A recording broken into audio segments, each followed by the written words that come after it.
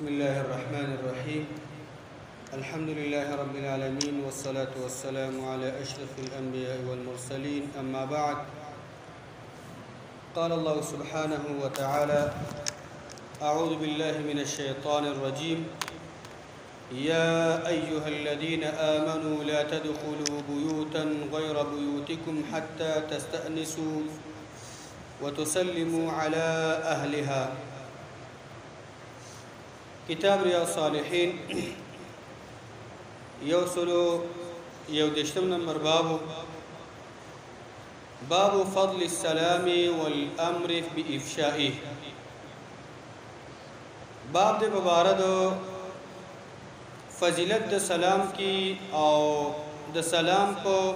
خورولو باندې حکم کولو کی. د دې باب چې دا د سلام فضایل هغه مخکې بیان شو مختصر. نو قانون د مؤلف د کتاب دار چې اول د باب متعلق یو څو آیتونه راوړي.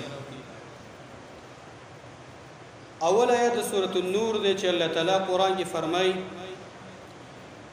یا ایها الذین آمنوا لا تدخلوا بیوتا غیر بیوتکم حتى تستأنسوا وتسلموا على اهلها. الله رب العالمین د کور د مؤمنانو د کور د پاره یو قانون ذکر کړي چې د ایمان والو کله چې تاسو کورون ته داخليږئ داسې کورونه چې هغه ستاسو نه وي، ستا کمره نه وي، ستا کوټه نه وي، نو تر هغه پورې به نه داخليږئ چې تاسو اجازت ونه غواړئ او سلام وانه چوئ په هغې خلکو باندې. دغه کور والا په خلکو باندې تاسو سلام وانه چوئ او اجازت ته ونه غواړئ. نو دلته الله تعالی اشاره کړې ده د باب متعلق چې سلام دیني چولې یو ځای ته به نه ورځي. اجازت دلته مخکې ذکر شوی سلام وروسته. نو په دې کې د علماو یو درې اقوال دي چې سلام به مخکې او کې اجازت به مخکې. عام جمهور علما ذکر کوي، اکثر علما چې سلام یو ځای ته ورځي، یو ځای ته داخليږي، نو سلام به مخکې او اجازت به وروسته وي. هغوی په دې باندې ډېر دلایل ذکر کوي چې یو حدیث د امام ابو داود د امام الباني رحمه الله صحیح کړی دی. عبد الله بن عباس روایت ته چې عمر زهونه هغه نقل کوي چې عمر رضی الله عنه د نبی صلی الله علیه وسلم باندې ور داخل شو او د الله پیغمبر په کمره کې و. نو عمر رضی الله عنه ورته ویل: السلام علیک یا رسول الله، السلام علیکم. ایدخل عمر؟ اول سلام واچو، به اجازه وغوښتو چې عمر داخل شي. نو جمهور علماء قول دار. دویم قول د علماء دار، ځینې علما وی چې نه اجازت به مخکې او سلام به وروسته. بعض علما به تفصیل کوي، وینا که چېرته دا ورتلونکی کس یو څوک په دغه ځای کې ولیدو، په چا یې نظر لګېد څوک شته، اول به سلام واچوي او بیا به اجازت وغواړي. او که چېرته دغه شان ته څوک نو یو ځای ته ورغله څوک نشته، نو اول به د اجازت تلاش کوي، اجازت به غواړي، بیا چې څوک پیدا شي هغې باندې به سلام اچوي. نو دې آیت کې الله تعالی ذکر کوي چې مؤمنانو تاسو یو ځای ته ورداخلېږئ، ستا د اوسېدو کمره ني، نو ته به اول اجازت به غواړئ او سلام به اچوئ، بیا به هغه ځای ته ورداخلېږئ. بل ځای کې الله فرمایي: فإذا دخلتم بيوتا فسلموا على أنفسكم تحية من عند الله مباركة طيبة. سورۃ النور یو شپږم نمبر آیت کې الله تعالی فرمایي بل ځای کې کله چې تاسو داخليږئ کورونو ته، نه په خپل هغه همجنس سرونو باندې او بل اهل عیال باندې هغه کور والا خلکو باندې سلام واچوي. تحية من عند الله، دا ډالۍ ده او تحفه طرف د الله نه، دا سلام مبارکه طیبه، پدې کې الله خیر او برکت اچولې او ډېره ښایسته تحفه ده. امام مقاتل ذکر کوي مبارکه معنا مبارکه فی الاجر، دا مبارک ده په اجر او ثواب کې. د دې په اجر او ثواب کې ډیر خیر الله چولې السلام علیکم ورحمت الله وبرکاته چې وي تعالی الله تعالی دې شته کې به دې معنی درکې طیبه ډیر خیسته تحفه د الله طرفنا یعنی الله ته مبارکه تحفه وتویل سلام کې الله خیر چولې په کوم ځای باندې چې سلام واچولې شي هغه ځای او هغه ځای خلکو باندې الله خیر او برکت نازلې او طیبه ډیر خیسته ده په چا واچې کنه دا غي پړ کې تعالی شان تخم د محبت وکړو ستاسو دا غي په منځ کې محبت قائم کوتا دا د محبت یو پیغام دی بل ځکه الله تعالی فرمای واذا حييتم بتحيه فحيوا باحسن منها او ردوها سورۃ النساء کې الله ذکر کوي اے مومنانو مسلمانانو کله چې تاسو باندې سلام واچول شي په سلام اچول سره نو تاسو له سلام جواب ورکړئ په ډېرې ښایسته طریقې سره او یا د هغې په شان ته جواب ورکړئ چا راته وویل السلام علیکم ورحمت الله ته ولې په ښایسته طریقې باندې سلام ورکړه جواب ورکړه وعلیکم السلام ورحمت الله وبرکاته څوک السلام علیکم ته ولې مکمل سلام ورکړه دا ښایسته طریقه ده څوک باندې سلام واچي السلام علیکم نو ته اقلا جواب ورکړه په دې طریقه باندې وعلیکم السلام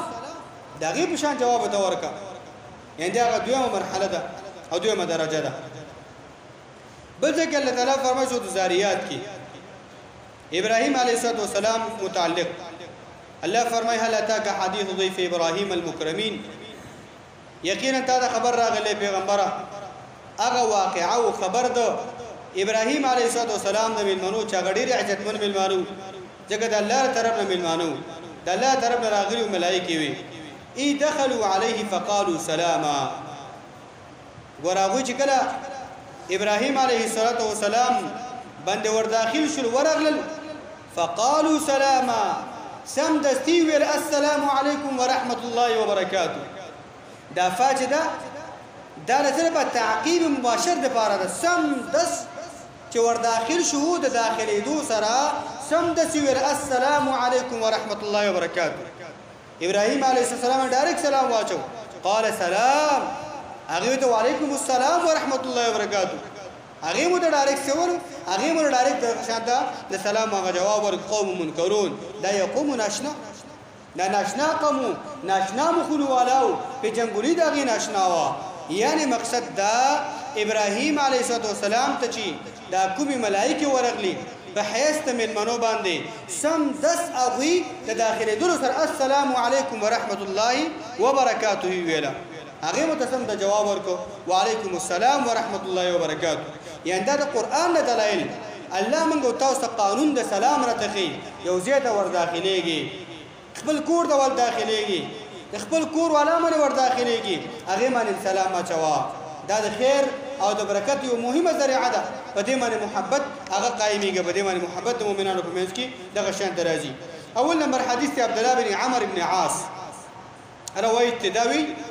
ان رجلا سأل رسول الله صلى الله عليه وسلم یو سړی د رسول الله صلی الله علیه وسلم نه تاسو کو اي الاسلام خير اې د الله پیغمبره په اسلام کې کوم یو عملونه ډیر زیات غوړه دي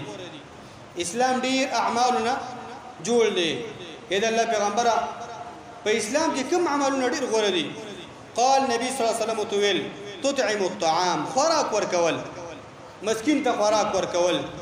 من مسته د خلکو کول هغه ته خوراک ورکول په خپلې کې خوراک ورکول دغه شان د کور ته من مانره وصله وي من خرچي کول خوراک ورکول یعنی د عام لفظ د الله پیغمبر ذکر کو په اسلام کې خوراک ورکول خلکو ته ډېر غوړه دي خپل کور والو باندې خرچ کول په خپل خپلوانو باندې خرچ کول ملمنو باندې خرچ کول دا ډېر غوړه عمل دی دویم وتقرأ السلام على من عرفت ومن لم تعرف اسلام کې دا عمل ډېر غوړه دی سلام اچول په هغه چا باندې چې ته پیژنې او په هغه چا باندې ته پیژنې عام سلام اچوا کافر باندې سلام ما اچوا څوک میتیا او سناسي سلام به ما اچوا پیغله جنکی دغه شان د زنانه روانه باغی باندې سلام ما اچوا نور افشو السلام بینکم د الله پیغمبر قانون منغو تاسو ته خو درې سلام په هر هغه چا باندې واچوا چې ته پیژنې او کته نه پیژنې ستاسو سره رشتہ تشته او کنهشته دي ستاسو سره تعلق د دوستۍ او د ملګرتوب شته کنهشته دي هر چا باندې سلام دا واچوا ان الله پیغمبر ته وی اسلام کې غوړ اعمال خوراک ورکول او سلام خورول او سلام په هر چا باندې چول ان شاء الله رسوا نور حدیث هم راشي د سلام متعلق الله دې خبر مو تاسو موږ توفیق راکړي وصلی الله علی نبینا محمد